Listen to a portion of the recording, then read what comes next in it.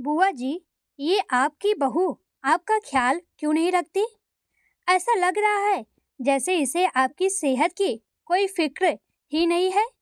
बहू का तो फर्ज होता है बीमार सास की सेवा करना।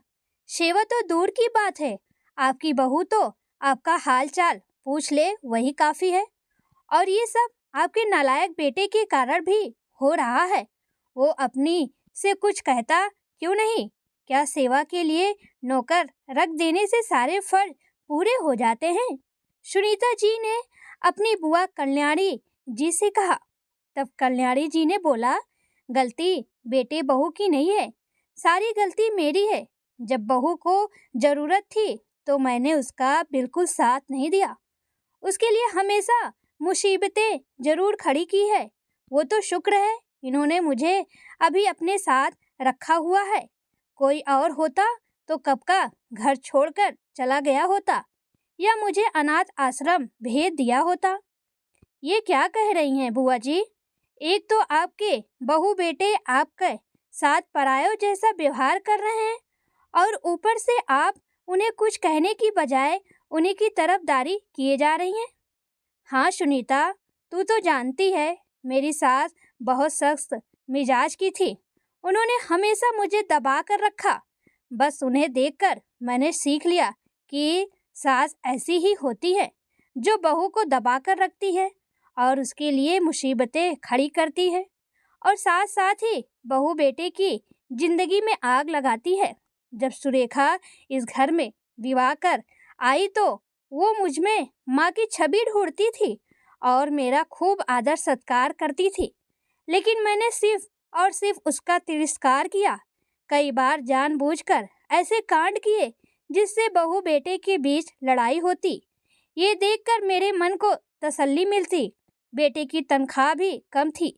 सुरेखा घर के काम करने के साथ साथ नौकरी भी करने लगी ताकि घर में चार पैसे आ सके। लेकिन मैंने इसका साथ देने की बजाय इसके लिए मुसीबतों का पहाड़ खड़ा कर दिया। बहू जब माँ बनने वाली थी तब भी मैंने उस पर तरस नहीं खाया। खूब काम करवाती उससे और ताने भी देती। बहू को बच्चे हुए तब भी नहीं संभाला। हफ्ते भर में सारे काम करने लगी थी। ये एक समय ऐसा था बहू को दोनों बच्चों को मायके छोड़ना पड़ा क्योंकि उसके लिए नौकरी के साथ साथ बच्चे और घर संभालना मुश्किल हो गया था। मेरा बेटा भी कभी उसका साथ न देता, मेरी तरफ ही बोलता था। लेकिन एक समय के बाद उसे भी समझ आ गया कि माँ गलत है और बीबी सही। उसी दिन से वो मुझसे कटने लगा। मेरे हाथ पैर चलते थे। लगता था बहू बेटे की जरूरत नहीं मुझे। अब बुढ़ापा आया तो समझ आया कि मेरे बहू बेटे कितनी जरूरी थे। बोलते बोलते कल्याणी जी का गला भर आया और आंखों से आंसू बहने लगे। सुनीता जी ने उन्हें चुप कराया और बोली, लेकिन बुआ जी, जो हो गया सो हो गया। ये लोग कब तक उन बातों को लेकर बैठे रहेंगे? जो हो गया सो हो गया, लेकिन अब तो इन्हें आपकी सेवा करनी चाहिए ना। कब तक अतीत की बातों को लेकर बैठे रहेंगे ये लोग?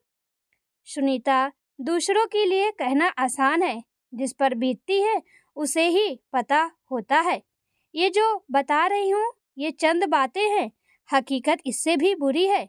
मैं बहू बेटे के मन से उतर चुकी हूँ। हर बार माफ़ी देना आसान नहीं होता। मैं इनसे कई बार माफ़ी मांग चुकी हूँ, लेकिन बेटा ही कहता है, अम्मा अब माफ़ी मांगने से क्या होगा? जब ज़रूरत थी तब तुमने कोई सहायता नहीं की। अब ज़रूरत तुम्हें है तो तुम भी बनने का नाटक करती हो। सुनीता, मेरी माफ़ी में आज भी स्वार्थ छुपा हुआ है, इसलिए माफ़ी भी नहीं मिल रही। मैं तुझे बस इतना समझाना चाहती हूँ, जो गलती मैंने की तुम मत करना।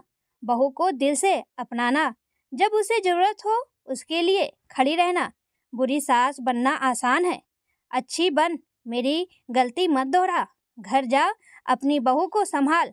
आज बहू का करेगी तो कल को बहू तेरा करेगी। आज कांटे बोएगी तो कल को कांटे ही मिलेंगे।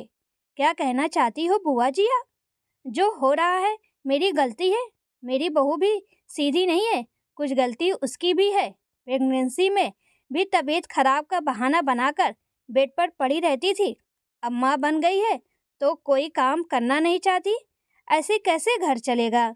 मैं सब जानती हूँ सुनीता। तेरी बहू जब माँ बनने वाली थी तो तूने एक दिन उसका ख्याल ना रखा, इसलिए बहू मायके चली गई। और जब वो बच्चों के साथ वापस आई तब भी तूने खूब लड़ाई झगड़े किए, इसलिए बहू नाराज होकर मायके चली गई है। याद रख, एक बार बहू बेटे के दिल से उतरी तो मेरी तरह अकेली रह जाएगी। तुझे यहाँ मेरे पास नहीं, बहू के पास होना चाहिए। जा अब अपना घर संभाल, वरना मेरी तरह अकेली पड़ी रहेगी और बहू बेटे को कोई फर्क नहीं पड़ेगा। बुआ की बातें सुन सुनीता जी तुरंत घर के लिए निकल गई। कल्याणी जी की बातों ने सुनीता को आईना दिखा दिया। अब तक वो बहू के साथ क्या कर रही थी, क्यों कर रही, इसका उन्हें अंदाजा भी नहीं था। आज बुआ की बातें सुनी तो अपनी गलती समझ आई। खुद को एक बार बुआ की जगह रखकर सोचा तो रूह कांप गई। वो बुढ़ापे में घर के ऊपर वाले कमरे में अकेली अपने बेड पर पड़ी थी। बहू बेटा नीचे रहते थे, लेकिन कभी हाल पूछने भी नहीं जाते थे। एक सेविका थी जो सुबह शाम उन्हें संभल दे जाती थी और खाना खिला जाती थी। न बुढ़ापे में बातें करने वाला था, न कोई उनकी फिक्र करने वाला। यही सब सोचते सोचते सुनीता जी अतीत की गहराइयों में खो गई और उन्हें वो समय याद आया जब बहू ने उन्हें खुशखबरी दी थी। बहू को कुछ भी खाया पिया पछता नहीं था। पूरा दिन उल्टियाँ करती थी, कुछ भी खाती तो तुरंत गिरा देती। कई बार कमजोरी के कारण चक्कर खाकर भी गिर पड़ी, लेकिन उन्हें महिला होकर भी बहू की हालत समझ न आती। उन्हें ये सब नाटक ही लगता था। बहू कमरे में लेट जाती तो उन्हें लगता ये उसके काम ना करने के बहाने हैं। सुनीता जी परेशान होकर बहू ने अपने मायके वालों को बुला लिया और वो उनके साथ चली गई।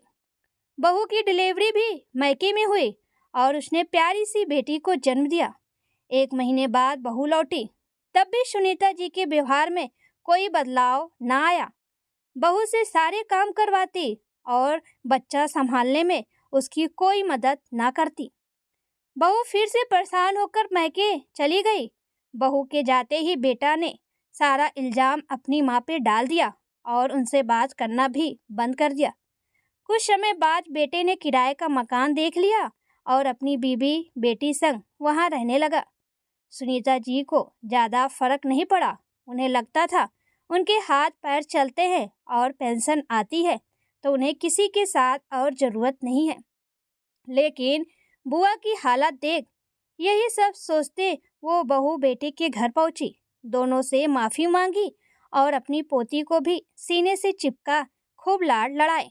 बहू बेटा आना नहीं चाहते थे तो सुनीता जी उनके साथ वहीं रहने लगी। माँ के व्यवहार में बदलाव देख बहू बेटा भी खुश हुए और वो घर लौट आए और उनके आने से घर की खोई खुशियाँ भी लौट आई। कुछ समय बाद कल्याणी जी तो इस दुनिया से चली गई, लेकिन वो जाते जाते अपनी भतीजी को सही राह दिखा गई, जिससे उसका घर फिर से आबाद हो गया। दोस्तों, कई बार हम अपने व्यवहार से अपना ही घर तबाह कर लेते हैं। समय रहते हमें हमारी गलती समझ नहीं आती और जब समझ आती है तो बहुत देर हो चुकी होती है। समय रहते अगर हम अपना व्यवहार नहीं सुधारते तो बाद में हम कल्याणी जी की तरह अकेले रह जाता है और मन पछतावे से भरा होता है। माफ़ी मांगना चाहते हैं लेकिन कोई हमारी बात सुनने वाला नहीं होता। इसलिए समय रहते रिश्तों को संभाल लें, क्योंकि जब तक रिश्ते संभले रहते हैं तब तक हमारा जीवन भी संभला रहता है।